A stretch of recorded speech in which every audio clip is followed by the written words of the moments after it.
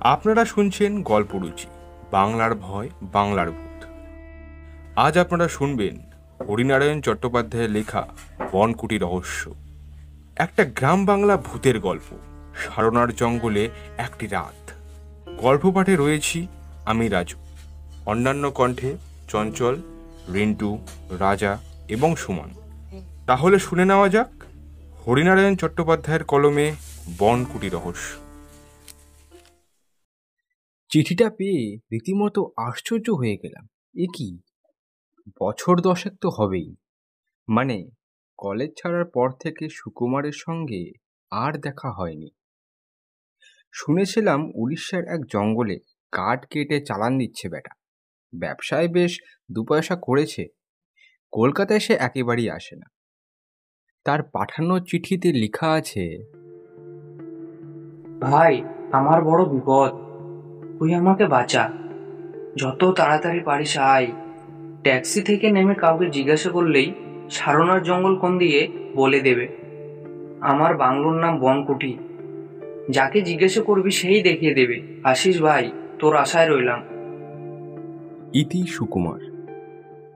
চিঠিটা পেয়ে খুব চিন্তায় পড়লাম। কি এমন বিপদ হতে পারে সুকুমারের? ব্যবসায় যদি টাকার দরকার হয়ে থাকে, তাহলে আমি কি আর সাহায্য করতে পারি? আমার সামান্য চাকরি, একলা মানুষ, তাই কোনো রকমে চলে যায়। তবে কি ওখানকার মজুরদের সঙ্গে কোনো রকমে গোলমাল বাঁধলো? তাহলেই বা আমি কি করতে পারি? যাই হোক, বিপদ যখন লিখেছে তখন একবার যাওয়া দরকার। অফিস থেকে 10 দিনের ছুটি নিয়ে বের হয়ে পড়লাম। কটকে নামলাম সন্ধে ছটায়। স্টেশনে অনেক ট্যাক্সি রয়েছে, কিন্তু সারানার জঙ্গলে যেতে কেউ রাজি হলো না। যাকেই জিজ্ঞেস করি সেই বলে যেতে 4 ঘন্টা লেগে যাবে। ফেরার সময় অত রাতে বিপদ আছে, খুব চিতাবাঘের উপদ্রব। দু একজন বলল রাতটা ওয়েটিং রুমে কাটিয়ে সকালেই যাবেন। আমিও ভেবে দেখলাম যে এটাই ঠিক। নতুন জায়গা, বিশেষ করে জঙ্গলে রাতে না যাওয়াটাই ঠিক হবে। ওয়েটিং রুমের রাতটা কাটিয়ে সকালে ট্যাক্সি ধরলাম।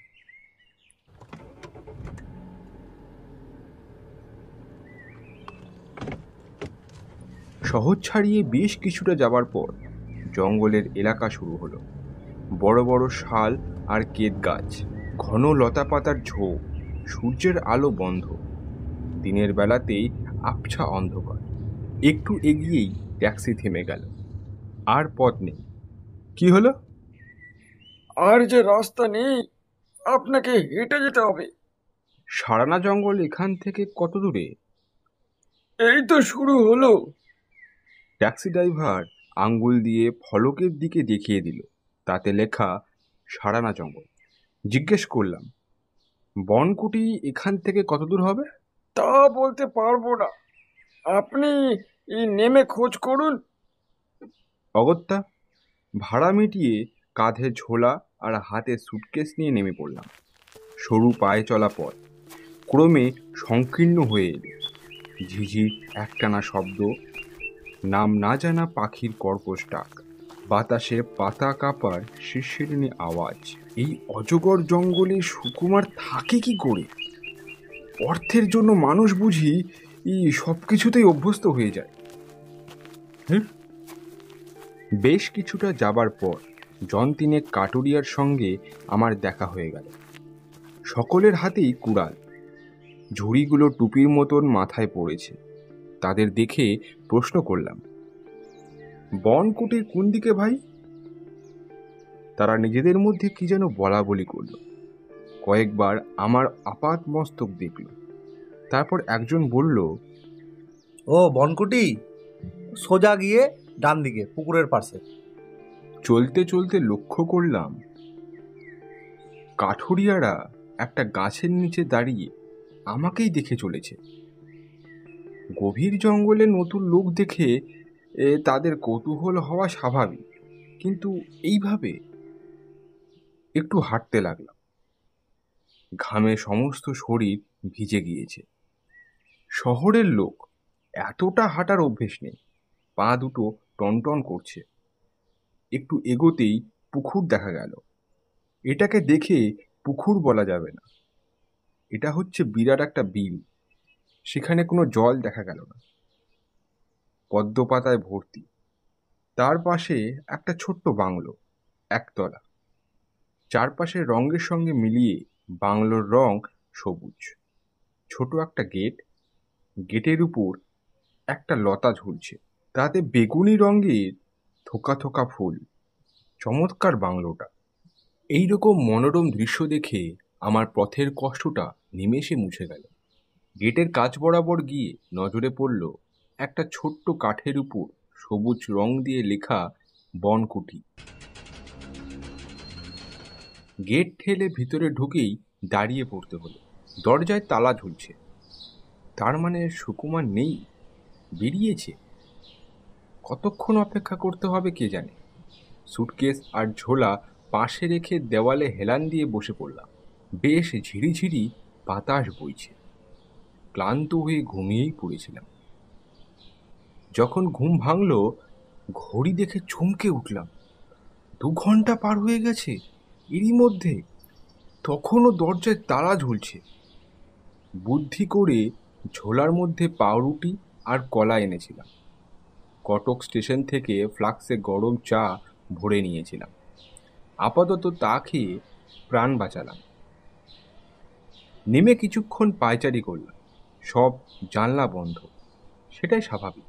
এই ঘন জঙ্গলে কেউ জানলা খুলে বাইরে যায় না। জানলা দিয়ে বাইরে থেকে সাপ খোকরের ঘরের মধ্যে ঢুকে পড়ার 16 আনা সম্ভাবনা। আরও 2 ঘন্টা কাটল। সুকুমার কলকাতায় চলে গিয়েছে নাকি? আমি যে আসবই সেটা তো তার জানবার কথা নয়। তবু চিঠিটা যখন আমাকে দিয়েছে তখন আর 2 দিন অপেক্ষা করা তার উচিত ছিল। না, আর দরজার কাছে এগিয়ে গেলাম। খুব কম দামি মরচে পড়া তালা ঝুলছে। জোরে কয়েকবার টানতেই তালাটা খুলে গেল। বাড়ির মধ্যে ঢুকলাম। একটা খাট, বিছানা পাতা, একপাশে আলমারি, বোধহয় কাপড় চোপড় রাখা আছে। একটা ছোট্ট গোল টেবিল, আর একটা চেয়ারও বটে আছে। খিদেই চোখে অন্ধকার দেখছি। ছুটে গেলাম রান্নাঘরে। একটা জলের মিটকেস খুলতেই দেখলাম সেখানে চাল, ডাল, আলু আর ডিম রয়েছে। নিচে একটা স্টোভ। রান্না করার অভ্যেস আমার ছিল। একসঙ্গে চাল ডাল চড়িয়ে দিলাম আর তার মধ্যে আলুও ছেড়ে দিলাম। পরে 2টো ডিমও ভাজলাম। খাওয়া সেরে নিলাম। সুকুমারের জন্য খিচুড়ি আর ডিম ভাজা আলাদা করে রেখে দিলাম। তারপর সোজা শুয়ে পড়লাম বিছানায়। কতক্ষণ ঘুমিয়েছি জানি না। খুট করে শব্দ হতেই উঠে বসি। দরজার ওপারে বিশ্রী একটা মুখ দেখা গেল। খোঁচা খোঁচা কাঁচা পাকা দাড়ি, খুদে খুদে লাল চোখ, পরনে ছেঁড়া শার্ট আর প্যান্ট। চেঁচিয়ে উঠলাম, কে? লোকটা ভেতরে এসে বলল, আপনি কে? বাড়ির মধ্যে ঢুকলেন কি করে? তার কথার উত্তর না দিয়ে বললাম, তুমি কে আগে তাই বলো তো। আগে আমি এই বাড়ির দেখাশোনা করতাম। রান্না, বাসন মাজা, ঘর ঝাড় দেওয়া এসবই করতাম। আমি সুকুমারের বন্ধু। সুকুমার কখন আসবে জানেন? আমি ভোর থেকে তার জন্য অপেক্ষা করছি। লোকটার ভাঙ্গাচোরা মুখে বিস্ময়ের রেখা ফুটে উঠল। 2টো চোখ বিস্ফারিত। আমার আপাতমস্তক চোখ বুলিয়ে নিয়ে সে বলল, কে আসবে? বাবু? মরা মানুষ কি করে ফিরে আসে? কথাটা কানে যেতেই লাফিয়ে বিছানা থেকে নেমে পড়লাম। হ্যাঁ, কে মরা মানুষ? কি যাতা বলছো তুমি? হ্যাঁ, আপনি শোনেননি কিছু? বাবু তো নিজের দোষে মরণ ডেকে আনলো। মাথার মধ্যে সব গোলমাল হয়ে গেল। সুকুমার নেই? যে বিপদের ভয়ে সে আমাকে চিঠি লিখে আসতে বলেছিল, সেই বিপদই বুঝি তাকে গ্রাস করল। আমার কি আসতে দেরি হয়েছে? কি লজ্জা! বন্ধুর প্রাণ বাঁচাতে পারলাম না আমি। লোকটাকে বললাম, সব ব্যাপার খুলে বলো তো, আমি কিছু বুঝতে পারছি না। লোকটা আমার কথা শুনে মেঝের উপরে বসলো। খুব নিচু গলায় সে বলতে শুরু করলো, বাবু তো কাঠের কারবার করতেন। জঙ্গলের একেবারে শেষের দিকে একটা গাছ আছে, সেটাকে আমরা তোঙ্গা গাছ বলি। সে গাছ কেউ কাটে না, তাতে অপদেবতার বাস। কাঠুরিয়ারা কেউ সে গাছ কাটতে রাজি হলো না, সবাই চলে এলো জঙ্গল থেকে। কিন্তু বাবু নাচোরবান্দা বলল, এ জঙ্গলে সব গাছ আমি ইজারা নিয়েছি, কোনো গাছ আমি ছাড়বো না। বাবু কুড়াল নিয়ে নিজেই ডাল কাটতে শুরু করলেন। গোটা তিনেক ডাল মাটিতে লুটিয়ে পড়ল। কাটা জায়গা দিয়ে রক্তের মতো আঠা বেরোতে লাগলো। আমি জোর করে বাবুকে টেনে বাড়িতে নিয়ে আসলাম। তারপর পরের দিন ভোরে এসে দেখি সদর দরজা খোলা। ঘরের মধ্যে ঢুকে দেখি বাবু মেঝের উপর পড়ে আছেন, চোখ দুটো যেন ঠিকরে বের হয়ে আছে।